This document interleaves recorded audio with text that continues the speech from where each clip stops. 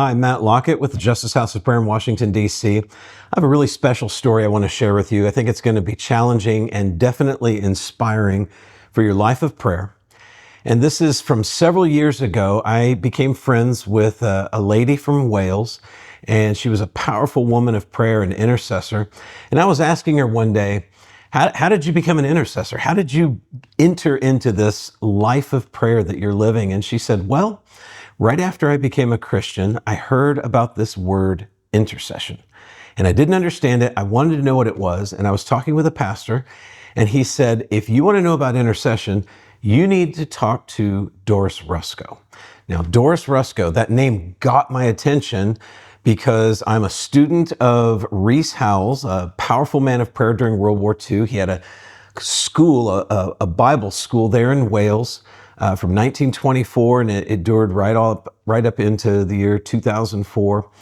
And that name got my attention because sitting on the bookshelf over my shoulder, right when she said that, was this book by Doris Rusko. And this is her own personal memoir. It's called The Intercession of Rees Howells.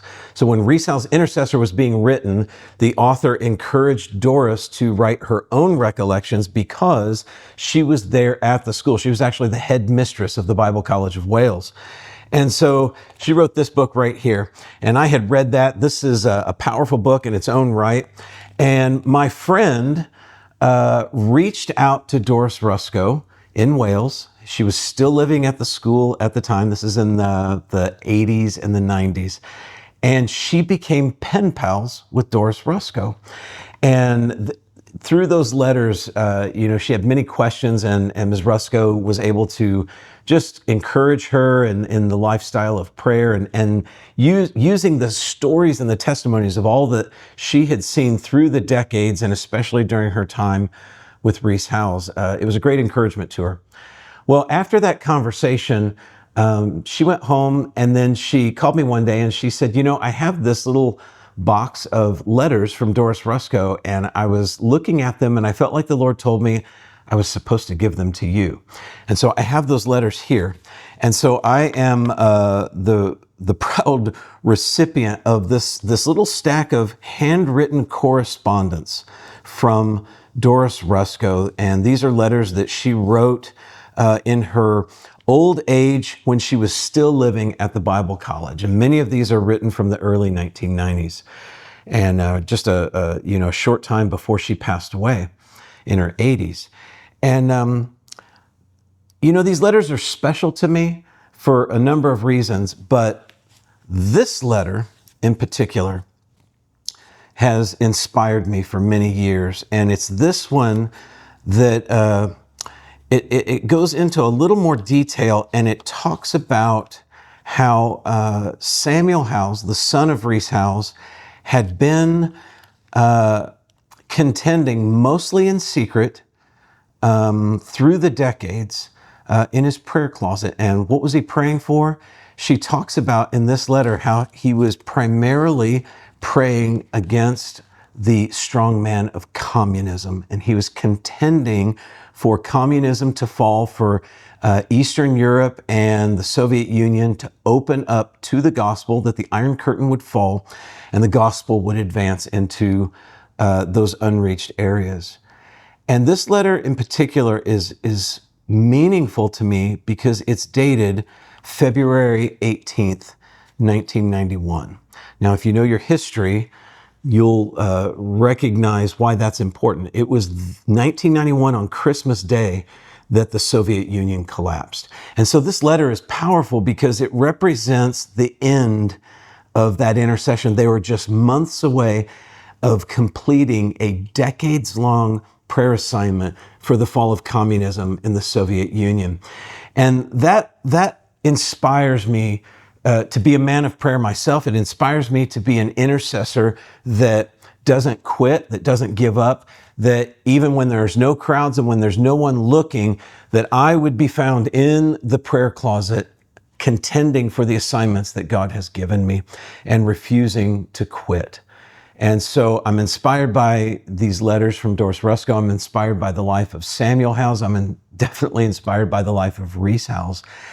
But I wanted to share that because we have an opportunity right now Many of you know that J-Hop has had doors opened wide to us for effective work in Asia, specifically in the nation of Taiwan. We've spent the last 3 years sowing and laboring in Taiwan, and a prayer movement, a prayer and fasting movement has exploded throughout the nation.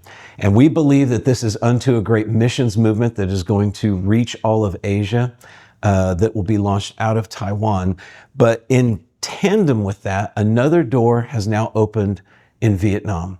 Now, Vietnam is a communist nation, as you know, and there are some interesting opportunities that are presenting themselves to do similar things in Vietnam, to train the church in prayer and intercession, to encourage them to engage in faith and contend in prayer for a shifting in their own nation and, for the entire globe, really. It's not just about ourselves, right?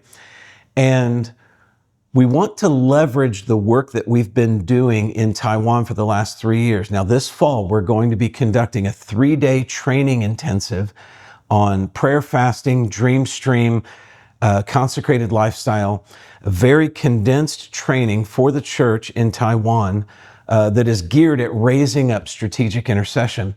And as we were talking with leaders in Vietnam, I had this idea.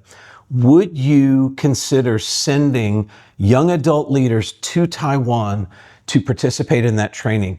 And their hearts just exploded with a yes, that they want to do that. But here's the challenge.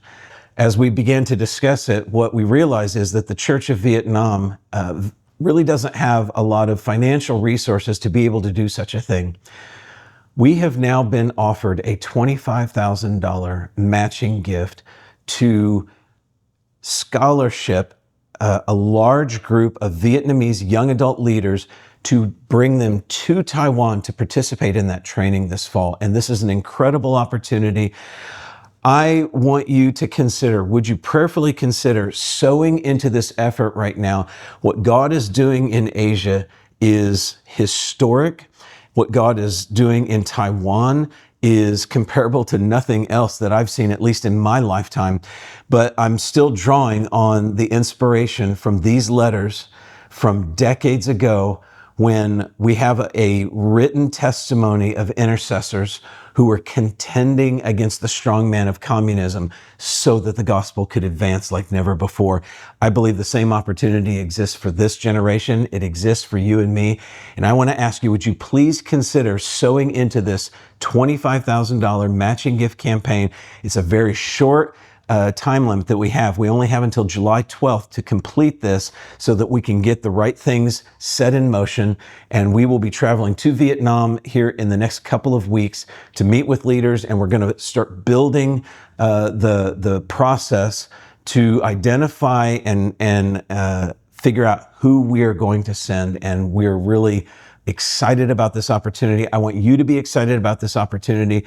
This is your chance to sow into the gospel's advance in Asia. So $25,000 matching campaign. We have until July 12th.